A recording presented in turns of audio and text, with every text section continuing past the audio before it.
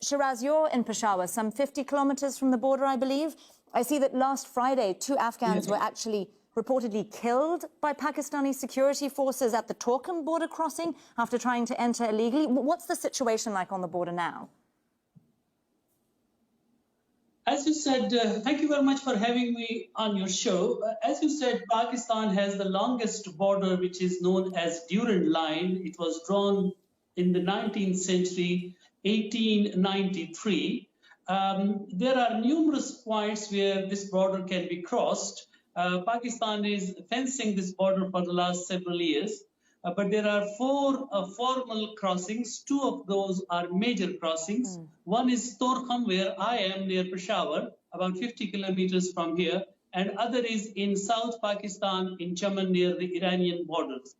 Torkham border is open for trade because Afghanistan is a landlocked country and it depends on commodities and other stuff which is coming through Karachi port, Pakistani port. So the border is open for trade, but not for refugees. But until recently, even until yesterday, Afghan refugees were able to cross the other main crossing, which is in Chaman, in Balochistan province, and they could come. But today, Pakistan's interior minister has said that Pakistan won't be allowing refugees. So we have to see, because what we notice here, there can be sometimes different ministers saying different things. I know that's being also cited by the Pakistani government as a reason to not take Afghan refugees at the moment. And there were a number of releases by the Taliban of Pakistani militants as they advanced across the country. How real are those security threats at the moment? And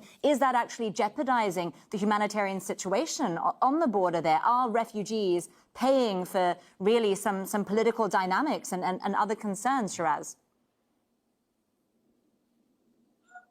Yes, Pakistani government is quite concerned about it. And as you mentioned, thousands of militants were released under an agreement. And those militants were fighting the state of Pakistan in the past. And the government thinks that they could, use Afghanistan as a staging post, even though the Taliban have assured Pakistan several times, more than once, that they will not allow anyone, the Afghan, territory to be used against Pakistan or against any other country. But here I would like to bring, in the light of this discussion, I would like to bring up a point. I think it's too early to say that hundreds and thousands of refugees will come from Afghanistan. It all depends on the behavior, on the conduct, attitude of the Taliban. So far, they have been behaving differently, like better than when they were in their 90s rule. So we have yet to see if thousands of people would leave.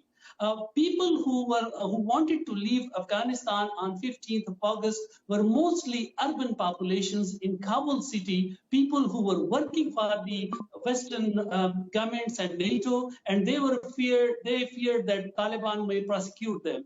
But we don't know if people from rural Afghanistan will leave. It all depends on as I said, on the conduct of the Taliban.